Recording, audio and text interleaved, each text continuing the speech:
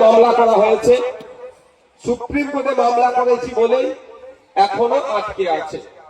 তো যারা আজকে নওশাদ সিদ্দিকী তথা আইএসএফ এর প্রোগ্রাম করতে দেবে না বলে ডিস্টার্ব করছে, তাদেরকে একটু আমি শুনিয়ে দিতে চাই যে আপনার আব্বার কবরটা, আপনার আম্মার কবরটা, আপনার দাদুর কবরটা, আপনার দাদিমার কবরটা যে এখনো সুরক্ষিত আছে, কোন মমতা ব্যানার্জির করা মামলাতে নয়, কোন অভিষেক ব্যানার্জির করা মামলাতে নয়, নওশাদ সিদ্দিকীদের মতো করা মানুষের মামলাতে।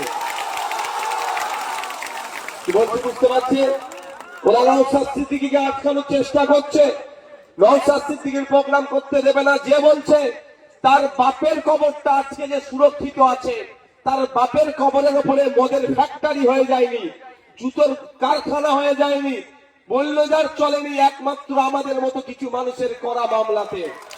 ওর হোশ নাই, ওর হোশ নাই, ওর এমপি এমএলএ করা মামলাতে নয়, আমাদের মতো কিছু মানুষ মামলা করেছি বলে এখনো আপনার পাড়ার মসজিদটা ঠিক আছে, ঈদগাহটা ঠিক আছে, ওয়াকফ সম্পত্তিতে এখনো বেঁচে আছে। তাই যারা মনে করছেন যে নওশাদ সিদ্দিকীকে আটকাতে হবে, নওশাদ সিদ্দিকীকে আটকালে আপনি জিতে যাবেন, এটা ভুল হচ্ছে, এটা মাথায় রাখবেন। নওশাদ সিদ্দিকীকে আটকালে ওয়াকফ সম্পত্তি হাতছাড়া হতে পারে, নওশাদ সিদ্দিকীকে আটকালে আপনি জিতবেন না, আপনি হারবেন। আপনার বাপের কবরের উপরে মদের ফ্যাক্টরি তখন ওরা বানাবে, মাথায় রাখবেন।